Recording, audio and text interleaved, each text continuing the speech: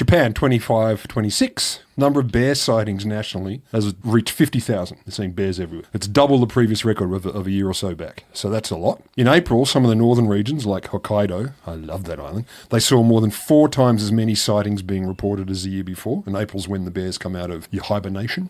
And there are pretty much daily reports of bears doing things like hanging out near schools, wandering into people's houses, which would be shocking, sussing out your local onsen and hot spring resorts, and my favourite, rampaging through supermarkets, because if you're a bear, you might as well.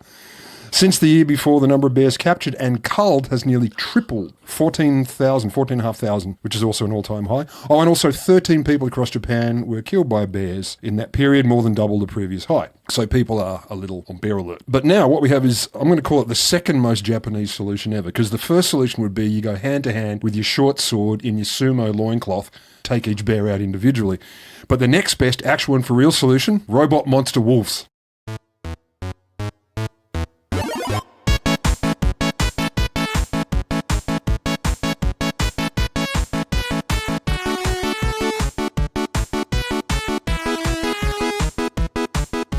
It's time for a little bit of science. Yes. I'm Will Grant, an Associate Professor in Science Communication at the Australian National University. I love the cadence. I'm Rod Lamberts, a 30-year SciComm veteran with the mind of a teenage boy, which I'm prepared to bring to bear every episode. And today, as well as monster robot wolves, we also have for you, I'm going to call this mashing up the sciences. Ooh. I want to give you a bit of good news-ish about gluten. I've got some updates from my old friends in political science. Old friends. And I've got a little fun with animals because animals are fun. And I'm going to finish with a reminder that everything is human. Sounds very specocentric of you. Well, monster robot wolves. Yeah. Wow. Yeah, monster robot wolves. Wow. I'm so happy right now.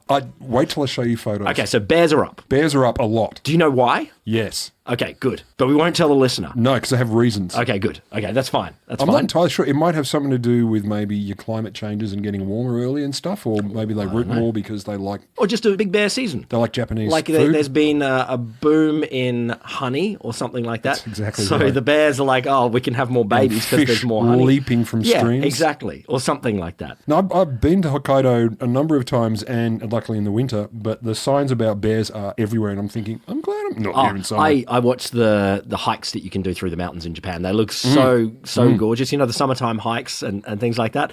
And it looks to me like, yeah, you want the bear whistle / rifle / I don't know. If it's swatter. Honey Bear trap, swatter. The bear swatter. Now, what you're going to want is your robot monster wolf. Okay. By the end of this, you'll be convinced. So, 2016, a Hokkaido-based company called Autopsies, they started selling monster wolves, mostly to farmers, to protect them from deers and boars and stuff. Hang on. It still needs the word robot in there. You can't just It is a robot, yeah. Yeah, but you can't just say we're selling monster wolves. Do you want I don't know, we got a normal wolf for $5 more. You can have a monster We'll upgrade you to monster. Yeah, apparently they sold all right, but they didn't make millions of them, but they would protect the farms. They would keep away ravaging hordes of deers and boars. So these robots, they use infrared sensors to detect nearby animals. Then they turn their head from side to side. Their red flashing LED Are they eyes moving? Are they moving or static? Okay. No, and as I will show you, and folks at home, if you go and look at the show notes, the pictures are worth it. They're definitely worth it. So yeah, it detects an animal, its head starts to go from side to side, its red flashing LED eyes go off. Apparently the tail has blue LEDs. I don't know why, they're not red as well, or why they're lit up at all. Do bears head away from red or towards the blue? I don't know. Yeah, I don't know, but that's a fact. I was just wondering what colour do normal wolves light up? That's a good question. Oh, they're more beige. Yeah, okay. Your beige strobe light. Very popular in the nunties. It blasts more than 50 kinds of recorded sounds, including wolf howls, human voices, electronic noises of random descriptions, and audible up to a kilometre away, at least to humans, I suppose. That's pretty emphatic. Yeah, but what about the poor villagers, living nearby, and the howls of the monster robot wolves? Or no food. What? Or no food. Oh, no, or become food. Yeah, sure. Okay. I was weirded out by no food. Oh, it's because of the bear. I was thinking the original use for farmers. Get eaten by the bear. To scare away so you're saying cope with the terrible sounds of the monster robot wolves. Rather than getting eaten by a bear. Yeah, sure. If I had to choose one or the other, I'd say don't know. option C. No, I'd be like, I don't want to be woken up at night by these howls. No, just kill me and eat me. Let's not make it quick. What am I? So initially, not surprisingly, these things were derided as a gimmick, and I will show you a photo, just one tick. And there are good reasons for people thinking it was a joke. I like the way it looks. So it looks quite bizarre. And being charitable, I'd say it looks a bit like your low-budget 80s horror film special effects prop. You got artificial fur draped over a pipe frame. It's attached to speakers, topped with a, quote, menacing open-mouthed face. And, of course, it comes with batteries and solar panels. So here you go. I'm just going to zip through my high-tech iPhone. There's 2 images. Oh, that's great. No, they look lovely. Lovely. I don't think Alex will be able to see that. How much do they... Great. Wait. This is even better. I mean, terrifying, right? I wonder if I can have one on my front yard. It looks a bit like your kids did it, though, right? I'm going to buy one for Halloween. It looks like your kids did it. How much are they? $4,000. 4,000 yen? Nope. Oh. Denarii. Probably US. And they start at, US 4,000 starting base. I think my Halloween budget is increasing every year. It's probably about $9,000. By now. I feel like You're like, but sweetheart, it was really worth it. Have you seen? Think of the children. Look at the blue LED on the tail. It's terrifying. So now they deploy them everywhere, like near residential areas, near resorts, golf courses, construction sites, etc. Everywhere. I'm loving this because that means they're getting cheaper. Like, the more that there is supply in the market, there's going to be some competition, and I'm going to get one for less than $3,990. Drive away. But they also say at the moment people are waiting up to 3 months because there's a backlog because they're selling mega more than they used to, or their demand is multiply Okay, you know up. that Alibaba or some Chinese knockoff rip-off site is going to get in there soon. Except they'll get the LEDs reversed, so it'll be blue eyes, which is just totally used. That actually attracts bears. If the eyes are blue, it's quite erotic for them. So the company's now upgrading the device as well. Here's the upgrades. They're going to put wheels on it so it can chase animals or patrol specific paths. And I'll say again for you listening at home, please look at the photo to really imagine exactly what it says and what you see in the photo, but with some wheels on it. I'm thinking casters like that go on the bottom of the worst table your parents ever had as a portable. They're also planning on developing a handheld version. A handheld version? Like a wolf pup. I don't know how, because this is pretty big. But this is for hikers, anglers, and, of course, your school children. Maybe it just makes the sounds. Maybe. Or you can put it like a mask. You can while you're hiking, you put on a mask. Aruga. My eyes are glowing. And, of course, they're going to explore artificial intelligence, cameras, etc. Because, why not? Makes sense, Why right? not? But hey, ChatGPT, imagine you are a monster robot wolf and you have to scare off a bear. What do you do? And maximally scare off a bear. Well, I detonate. If I go nuclear, the bear is not coming back. But my real question about this is, you know how humans are really good at going, we got this real problem, so we're going to solve it with this solution. Yeah. And then the solution ends up becoming the problem. Oh, does it? Well, I'm wondering if... Really? I know. I wonder if wolves will become attracted to it. Other wolves go, hey. I want some of that. Yeah, like, those glowing eyes. Look at that blue tail. So maybe there'll be more wolves, less bears. I don't know if they're actually wolves. I've got a story of some lovely scientists who have drawn from a whole bunch of different sciences and say, let's see what happens when they come together. No. No, that's against the principles of all education and research. Look, we know that scientists often do. They often go, okay, what about a bit of geology and a bit of chemistry? What about a bit of physics and a bit of poetry? Great. Yeah. A little bit of your astronomy and your food science. This one it tickles my fancy. So until now, researchers wanting to understand how our long-departed friends and lovers and enemies, the Neanderthals, thought. They're still here. Well, they are a little bit inside us. Could only look at skulls. Like they could go, okay, we can do maybe a little bit of... That's very ball-sacular. I'm holding the skull in You're my holding brain. a scrotum I'm holding... That was scrotum cupping with finger movements. Well, I'm imagining a Neanderthal skull is a bit like... No, it's a large scrotum. Why were your fingers caressing? I don't know. It was inside the brain's cavity. And I was like, what am I like? I'm trying to imagine. So all that they could do so far is sort of look at the size and shape of a Neanderthal skull and go, all right, phrenology says this Probably one's a criminal. Yeah, exactly. Definitely likes weird books. This one has a bad relationship with its mother. Yeah, this one eats only cheese. Yeah.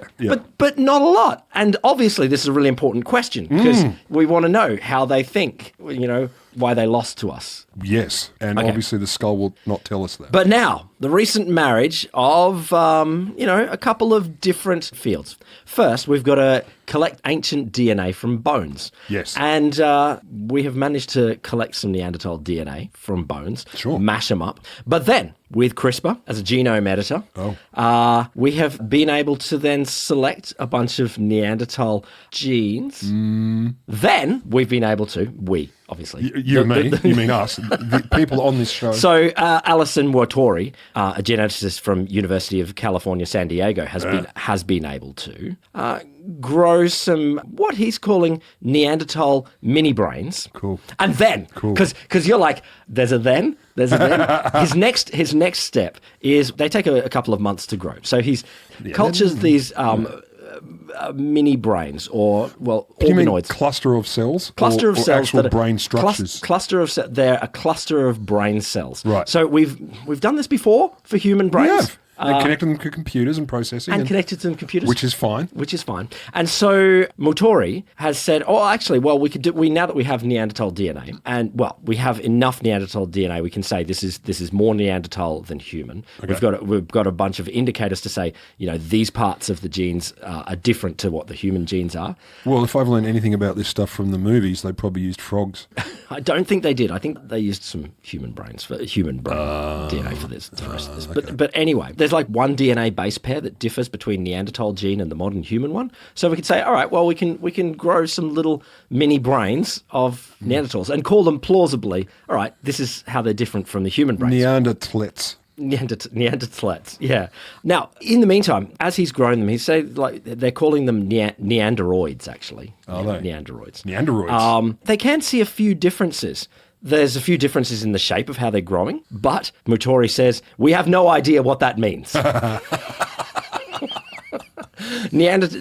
research. The Neanderoids have a popcorn shape, whereas the modern human cortical organoids are spherical. We have no idea what that means. So they're bumpy. Yeah. The Neanderoid... But these are the subunits or the cluster itself. Yes. I mean, I suppose all. Yeah. Smaller and larger popcorn. Mandelbrot set popcorn style in a Neanderthal mini brain. Fewer synaptic connections. Sure, well, they're dumb. That's what I was hoping. Have you seen the jawline? Idiots. Exactly. But, okay, so here's the bit where I liked, where they mashed up another science in here. They're like, as you said, connecting computers. He's like, no, well, we can connect them to crab robots. Duh. And so the final phase of this research, we have previously, Motori's team has detected oscillating electrical signals in the modern human mini brains and has begun wiring the organoids to the robots that resemble crabs in the hope that they'll learn to control them. And so, because Neanderthals famously had 2 large front claws and 6 legs. And so and now, eyes on stalks. So the thing that Motori is working towards is he's got his collection of human mini brains and Neanderthal mini brains, and he's going to connect them each to robot crabs. Good. And then open the door. See what they do. See you, kids. So, ta-da! Look, the only takeaway from that is yes, and keep doing it, and not only crabs. You can put in a robot wolf. There is a... This one's got Neanderthal brain. I don't want it. You pay me. Every now and again, I see a data set that researchers have poured over, and I go, that's great. That's that YouTube channel you're on, data sets over which researchers have poured. Data sets, an interesting data set can tell you very interesting things. Yeah. This study looks at a particular data set that came out of Argentina. So some researchers here, 2 German political scientists, Adam Schapf and Christian Glassel. Is the answer always fascism? Well, in there, yes. No, the answer is not fascism. But their question was, why fascism? What's going on? Oh, really? Okay. So the essential line here is that any totalitarian, authoritarian, fascist regime needs a whole bunch of people to sustain it, to keep it going, to make it move. Yeah. You got the guy, I think nearly always a guy, at the top. Yeah. You got your others, your Mussolini and your Putin and your all of that driving things to the top. Yeah. Then they have their friends, the next level down, that are sort of, they're getting a good deal out of everything. Can you name any of Mussolini's next level down people? Because I just realised I cannot. Not one. Oh, well, look, I can name them. Just you don't want to make me look bad. I just don't want to make you look bad. I appreciate it. No. But you think Hitler, you go, sure, there's Goebbels and Goering and blah, blah, blah, blah, blah. And Mussolini, blah, blah, blah, some blah. Italian guy, and another one. I got no idea. No, I can't. But yes, so, looking at them now, I mean, if we look at some of the authoritarian regimes around now, so Vladimir Putin, he's got the oligarchs, the people that are really benefiting from his regime. Yeah. He might dole out big political favors. You get to control the oil industry. You get to control whatever. So we understand that. Like, political scientists have understood, there's a whole bunch of people that benefit enormously from these authoritarian regimes. Yeah. But what about the people all throughout the rest of the regime that are really needed to keep things going? And this study, it came from a really interesting insight. So one of the people that's driving the study, he was just talking to someone who had lived through Argentina's dark times in the 70s and 80s. It was the Dirty War, I think it's pretty commonly called there. And someone had said to him, all those other people, they were just idiots. Yep, the entire country other than those guys. Well, no, it's actually interesting. So Sharp said, what do you mean by idiots? Like, are they like as in they're deluded or they don't know about? And he's like, no, actually, they were the dumb ones, the really dumb ones. Like IQ at 90. Actually, not quite IQ, but yes. So what we've got here. What? So the Sharp said, could we actually find this out? And so he went and dug into Argentinian military promotion records. So it goes back to... Correlated with stupidity. Well, no, it goes back to the late 1800s. Yeah. And it means that he got all of the military officers' graduation ranks and then their promotions and retirements going back 100 years and definitely covering the period of the Dirty War in the 70s and 80s. Right. So he can find, they leave the military academy and you know that there's like the star performers, there's the kids that get the high distinctions and top of the class, all of that. You and me. Yeah. Indeed. And you too, listener. But then there's the other people that get, the next rank down, the next rank down, the next, and so they know how they graduated the military academy. Okay. Then they can look at, where did you go? Yeah. What battalions did you go to? How quickly you got promoted? Yeah. In good times, in times when the state is functioning well and it's not terribly authoritarian, you expect that the ones that come out of the academy towards the top are likely to go on to have stellar careers. They'll get promoted quickly, they'll do really well. In bad times, that gets entirely flipped around. So the ones that come out of the academy doing really poorly... You would like a general to me. Indeed. Well, not quite general. First, they have to make their way through other methods. And the other methods are what makes you really sad. Because this, and the article I was reading on this, there was a nice New York Times article on this. It said, the book that the German political science wrote, it reads like what you might get if you crossed Hannah Arendt's ideas about the banality of evil with a business school guide on how to get the most out of low performance. Oh, Christ, that's horrifying. That's so horrifying. Basically, all of the dumbest people in the graduating class, they all went into the places where they can do lots of evil. And so in Argentina in particular, they ended up in the Army Intelligence Battalion 601. Can we just pause for the irony? You, dumb as fuck, into intelligence. Off you go. It makes perfect sense. Well, clearly intelligence doesn't quite mean... Doesn't what it says on the tin. And there, they are able to get ahead when they can go and do all the things that other people might not do, either because the star performers had ethics, or the star performers could critique a system, or the star performers had other pathways to going ahead in life. Thinking about it. And so this data has shown time and time again that the worse an officer's academic record was at the academy, the more likely he was to join the torture battalion. And once inside, the lowest performers were assigned to the most brutal units, carrying out the day-to-day tasks of torture and murder, work that was so morally repugnant that it carried a serious risk of both social stigma and psychological trauma. But that meant career rewards for it were the most valuable. So as a stint as a monster could rehabilitate the most disastrous underperformer. Was there anything about, were they more or less traumatized than others? Because... Were they more... Well, the reason I ask is, let's say they were, right? Let's say they were on average fairly traumatized anyway by having gone through this. That's even worse. These are the people they're promoting, the people who've got PTSD and all kinds of wacky shit hiding. Well, if that's the case. Let's assume... now, that's an interesting question. I know you don't have the answer to that. Does moral responsibility and ethical responsibility to others correlate with stupidity. either learning or intellect. I don't know. Well, and then you got the confounds of sociopathy. So there psychopathy. would definitely be the psychopaths that want to be in there. And I think they're a different category. Sure. But these are the people that can't get ahead otherwise, and they're like, okay, well, I'll do the dirty work. I'll mangle people, make me a colonel. Yeah.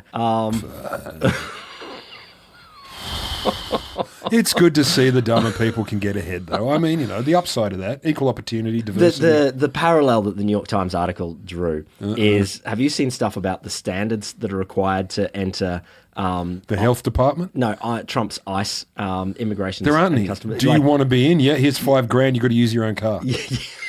Isn't that it?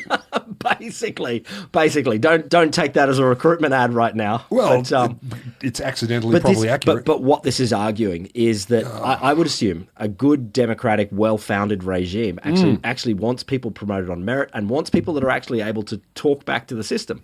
But an authoritarian regime is like, no, we want the people that have no other paths to go, all right, well, I'm either too dumb or too outside the system, and I will too lacking in imagination. So I will do the terrible things. Yeah, I don't. Whether do they want them, or they're just like they recognise these are the people who want, like those are the underlings who want those chiefs.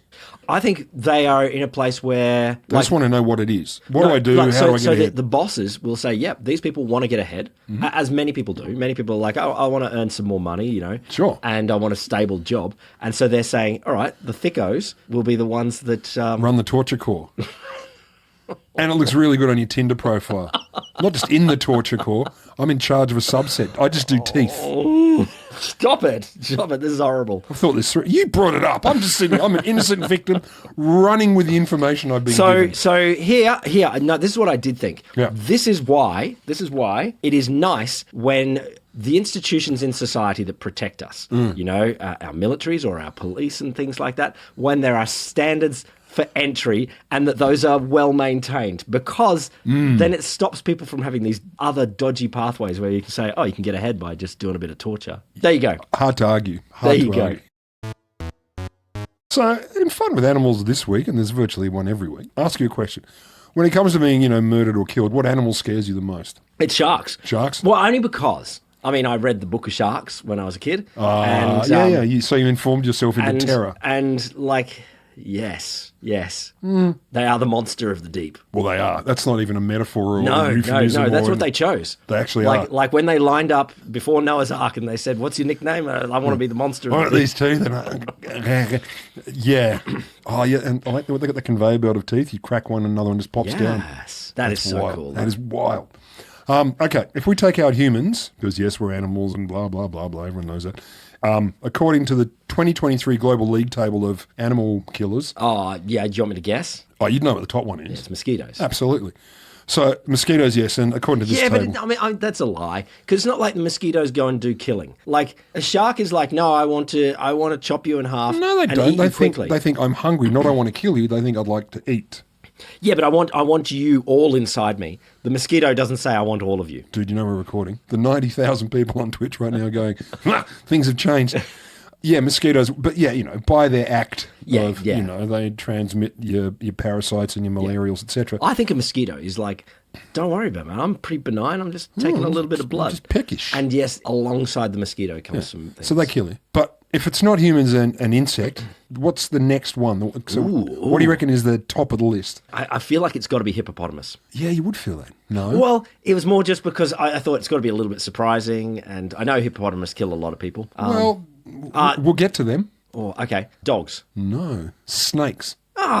Allegedly, 100,000 a year die from snakes globally. 100,000? I'm like, what the fuck are you talking about? 100,000 people. Have I told you the story about the snakes in the flood? Yeah, no. Or is this biblical? Oh, no. This is just from, there's a study on this, but I think, and I don't have the data with me, but in, say, flood situations, Bangladesh or something like that, people definitely die from the flood, but a lot of people, potentially most people, die from the snakes that come down in the flood. And have you ever seen a snake swimming in a flood? It's terrifying. terrifying. Like, I've got to grab onto something. And, You'll and, do. Yeah, exactly. Ouch. And these things are just heading for people. And there's a known giant spike in snake deaths when there's a giant flood. Well, this is not unrelated, because my question to you then, 100,000 globally, half those deaths are in one country. Guess the country, not Bangladesh. Well, it's not Australia, because while our snakes are deadly, We don't get 50,000 a year. we would notice that. We're a bit less. And not Bangladesh. No. I've run out of countries. India. Yes. It's a big country. India. It's a big country. And you've been there, so obviously... and they have snake charmers. So And snakes. well, so there you go. So there you It go. is India. And They're losing 50,000 snake charmers a year. that's just the profession that's killing them. What are the circumstances? I play with really dangerous snakes, put my face near them. Yeah, sympathy's difficult. Nah. Now, this is worth going into. I mean, I'm going to tell you more of the league table, but this Indian one is kind of intriguing. I mean, snakes, I did not expect either. There's no way I would put snakes that high on the list. B, half in one country, horrifying. So apparently official reports in India, they record only about 1,000 deaths from snakebite a year. But researchers have apparently more recently dived in and estimated. They use things like household death surveys and something I'd never heard of before, verbal autopsies. Doesn't sound nearly as much fun. No, not really. Like, what, huh? I hope they're talking to the dead person. Yeah. It's like, Wait, hey! how did you What? die? What happened? No, apparently the World Health Authority, it's a method used to determine the cause of death through interviews with the deceased person's next of kin or caregiver. Sure. So you talk to people and go, why'd Keith die? It's a hell of a lot cheaper. It would be. And you can get a humanities grad to do it rather than a Medical medicine. science. Yeah. Yeah. And also if the body's rotten, it's harder to autopsify. True. Or burnt.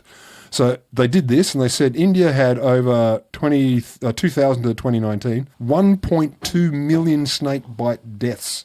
So about 58,000 a year. 58,000 a year. Nearly half of these people between 30 and 69. Over a quarter were children under 15. Yeah, it's pretty gross. Most in rural areas, shock horror, the poorer areas with less facilities. And apparently the risk of an Indian dying from snake bite before age 70 is 1 in 250 across the country, but of course it's more concentrated in some areas versus others. So that's pretty bad. Many die in villages, they're on farms, or they're on their way to hospital, because until recently you didn't have to report snake bite deaths or causes of death according to snake bite. They're not officially in the system. Well, in fairness, what are you going to do? Tell people. No, but I mean, it's like if you die from like a badly designed tractor, then it's like, okay, well, we should fix the tractor. Well, choking hazard. But snakes are snakes. Like, we get it. But then you got to think about, here's where it gets interesting or continues. Antivenoms. Mm-hmm. Where do you put them? What kind? How many? Etc. If without that data, I know, I get it. you don't. I mean, you do data. You're a data guy. You've dated. So snake venoms obviously differ from one species to another. Therefore, antivenoms often have to match. Although there are some more all-purpose ones coming up. It's also really expensive to produce. They're hard to buy. They're hard to keep reliably stocked. And out in the rural areas, it's tricky. Yeah, of course. But also, apparently, they were saying in these situations, a person gets bitten, they then have to recognise what the danger is, reach a hospital in time. When they get there, they need to have the right anti-venom. I think, look, just to think about this objectively. Horrible. India has a very large population. Yes. There are many places where there are a lot of snakes. A lot of people in there live in rural areas that they are quite distant from any of the facilities that would allow treatment here. Yep. Like, I think this is not a hard country to guess thinking backwards. No, not at all. And I mean, also then you get to the point where if they get to a place at all that has it, it's like, well, can you afford it? Yeah, of course. Probably not. Yeah. So on and on it goes. So the people most at risk are also the people least able to pay, least access to records, blah, blah, all this stuff. So the story behind that I won't go into because there's a whole another segment at least. And there will be a lot of barefoot in amongst these farmers. Heaps. Like I assume most of these farmers are farming barefoot, and so you're at risk. And look, and the story behind the anti-venoms and what's going on now is quite fascinating, but this is about the league table. I just had to talk about that because that whole thing with 100,000 snake deaths and stuff, half being in one country, just kind of broke my brain a bit. But anyway, so snakes are the champs if you take out mozzies and people. Yep. Snakes are the champs. Who comes next? Hippopotamus. Dogs. There you go. You did say dogs. Dogs. 40,000 a year. 40,000. Is it Guesstimate. rabies? What are we? I don't know. Dog eating, attacking probably, like just mauling. They didn't tell me that. They didn't tell me Like that. pet dogs or wild dogs? I think yes. A lot of them are probably pets or working dogs. Or is it people have died and they're just seeing the dogs eating them? And they've gone, that probably killed him. It must have killed him. Yep, that's what it is. So there's some flaws in the data. Next, freshwater snails. What? What? How? No, they've got to have a bacteria or something like that. Yeah, they do. Or they get inside your ding dong. Schistosomiasis. Oh, yeah, that's the one. Yeah. What does it do? It gives you bad, horrible fevers and stuff. It can kill you. And like one of the other names for it is snail fever. But yeah, they basically truck this parasite around through freshwater systems and people get it in them. And obviously it's a less developed world problem, as most horrible things are. Next, you'll know this for sure. Hippopotamus. Yep. No, triatome bug. What? The kissing bug, they call it, because it apparently likes to bite your face. It's not kissing. Well, not the way that I was taught to do it. No, it's a bug. It's a bug. But it carries a parasite called chagas or something, and it's in their poo.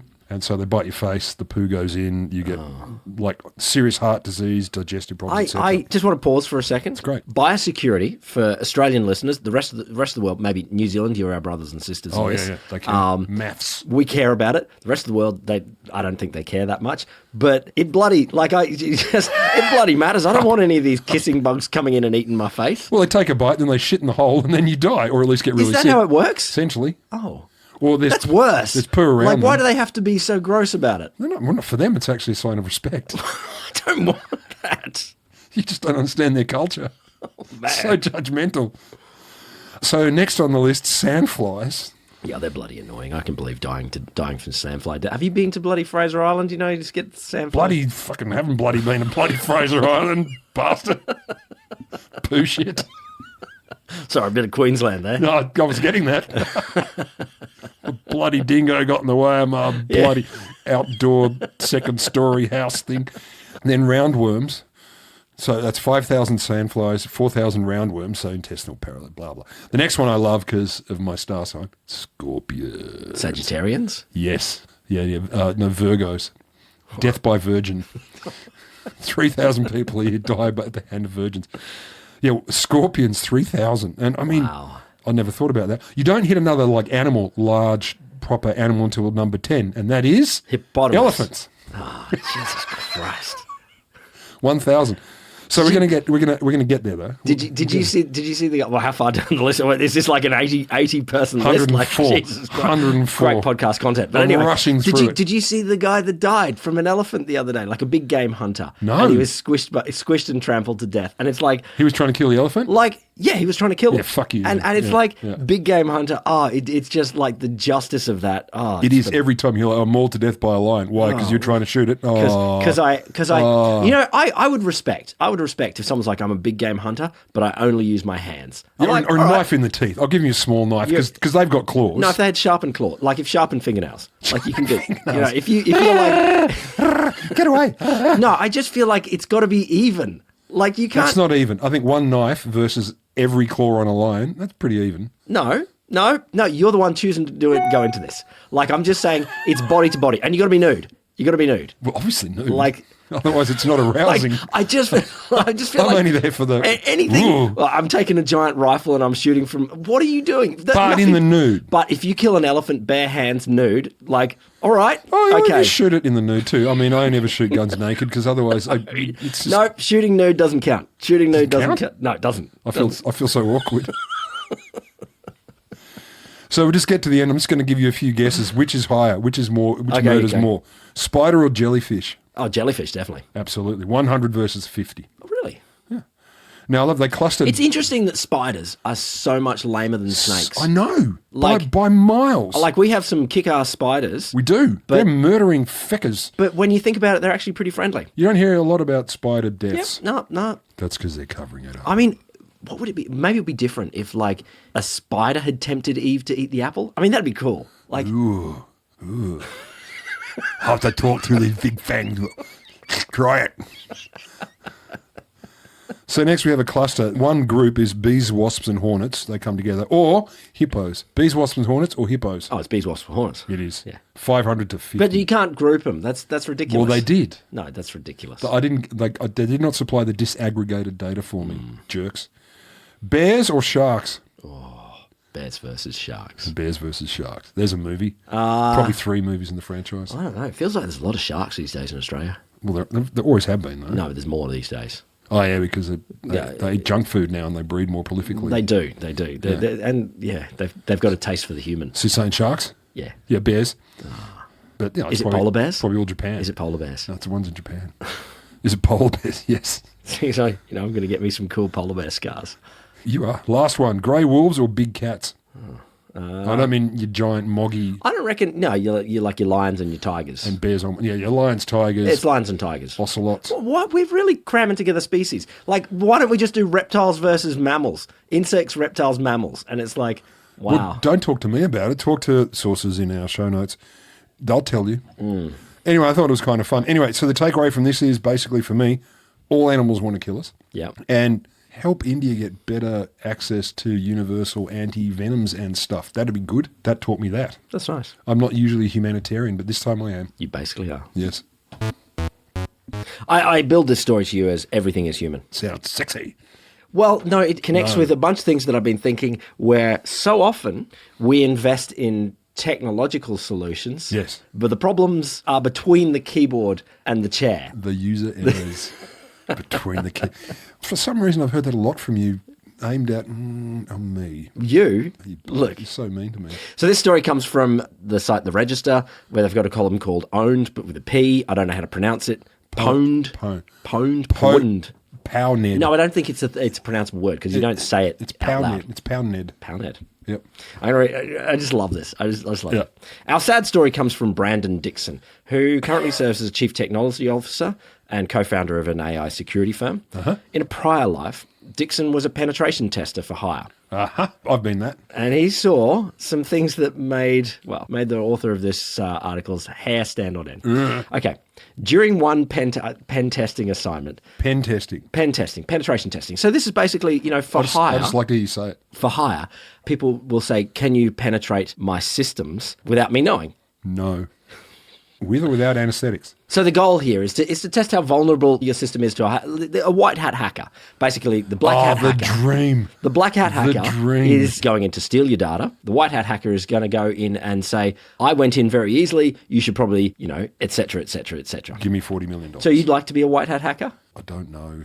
You actually might really enjoy, and I'll give you a job description in the end here. Yeah. Anyway, during one pen testing assignment, Dixon tried to find out how easy it would be to steal someone's account using social engineering. Ooh. Now, just to give you a definition here. So social engineering is a form of hacking that basically looks at the problem between the keyboard and the chair, the human. Now, I'm a Nigerian So prince. the argument, obviously there is hacking that goes by, you go through the internet, keyboard warrior, click the buttons and you're going through the modems and all that kind of stuff. And that's cool. Brute force your passwords. Yeah, passwords and stuff like that. All of that sort of stuff. Yeah. But the other way through is to go through the human that uses the computer. I'm a Nigerian prince. Well, yes, maybe, but... So the answer, the register says, barely an inconvenience. Dixon telephoned IT security for this company that he was doing a pen testing on. Oh, shit. He telephoned them. He just is called up IT and pretended that he was head of security who had lost his password. When they asked him challenge questions, this is like... What? Where did you lose it? What's your mother's maiden name? Jean. He said he had forgotten the answers to those also. Didn't even try. And he said, I would like the password to be reset to this password. He gave it over the phone. And they did the reset for him. Me. After that, he was to be able to get into the network and do whatever he wanted there. It's a tiny story, but it does... It's a good one, though. It cracks me up. Okay, so this is a modern story. So to break into networks, sometimes all you have to do is say, hi, I'm really sorry. I'm a bit of a duffer. I'm a bit of a duffer here. I'm a bit of a duffer. Silly old me. I've lost my password. And before you ask, I don't remember my security questions because, to be honest, I was quite drunk when I did them. It was late. It'd been a long week. I really do. I would love to have the recording of this to hear, how sort of charming, disingenuous you have to be. Bored. You got to say, I reckon, just the right amount of bored. And there is this little bit where they're like, maybe the IT department are like, this guy's probably like a boss guy and we don't want to piss him off or As something like that. As opposed to could be testing us, don't be idiots. I love that's the instinct. This is probably a boss guy, so do whatever he says to completely incredulous. So here, another instance, and there are so many of these in so many different fields. We invest so much in technical capabilities when there is a vast meat problem right there. The answer is always pick up the phone. Just pick up the phone. Reach out to people. I do love the idea. You realistically, that's it. Millennials, Gen Z, you want to hack something? Pick up the phone. That's horrifying. That's all No, you I'd rather have to learn do. programming for 40 years. I'm not going to call someone. I'm disgusted. A Little Bit of Science is the podcast where you get your little bit of science. Yes. And then you pass it on to your friends. You tell them all about how snakes are very dangerous. And how easy it is to hack IBM if they exist. And you tell them to listen to the podcast as well. Yes. You say, bloody listen to it. And rub it on your body. Yeah. Yeah. Because podcast lotion is the best lotion. And then what you do is you say, I've got something to tell you boys. I'm going to email you at cheers@alittlebitofscience.com.au. / Jesus. No, it's not. /Jesus. There's no slash. Why do you always say that? On 12 stars on every app. Every app.